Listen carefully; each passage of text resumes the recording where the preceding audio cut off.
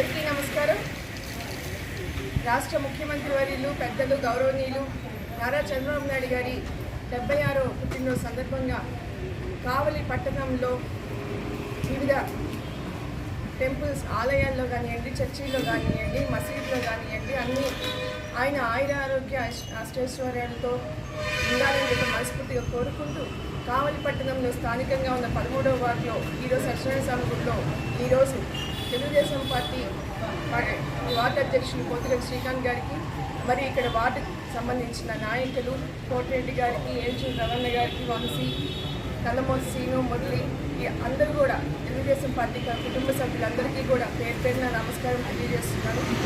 ముఖ్యంగా రాజధాని లేని రాష్ట్రంగా 2019 నుంచి 24లో ఎంత కష్టపడ్డామో మనందరికీ తెలిసిన విషయం.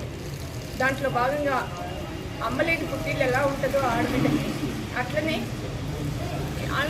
అన్ని రకాలుగా మనం చవి చూసి కూటమి ప్రభుత్వాన్ని అధికారంలోకి తీసి దాంట్లో భాగంగా ఈరోజు అమరావతిని సృష్టికర్త మన రాజధాని అమరావతిగా నిర్మింపచేసి మహనీయులు ఎవరున్నారు అని అంటే మన నారా చంద్రబాబు నాయుడు గారని చెప్పాలి.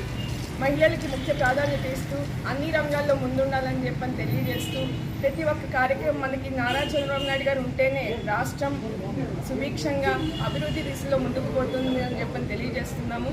అదేవిధంగా తెలుగుదేశం పార్టీ అంటేనే రెండు కళ్ళుగా భావించే అభివృద్ధి సంక్షేమం రెండు కళ్ళుగా భావించి రాష్ట్ర బడ్జెట్ మరి లోటు బడ్జెట్లో ఉన్నప్పటికీ కూడా ఎక్కడి నుంచి చేస్తున్నారో ఎలా చేస్తున్నారో తెలియదు, కానీ సూపర్ 6 పథకం కానీ అన్ని హామీలు ఇచ్చిన హామీలన్నీ నెరవేరుస్తూ రాష్ట్రం ముందడుగు పయనిస్తున్నాం.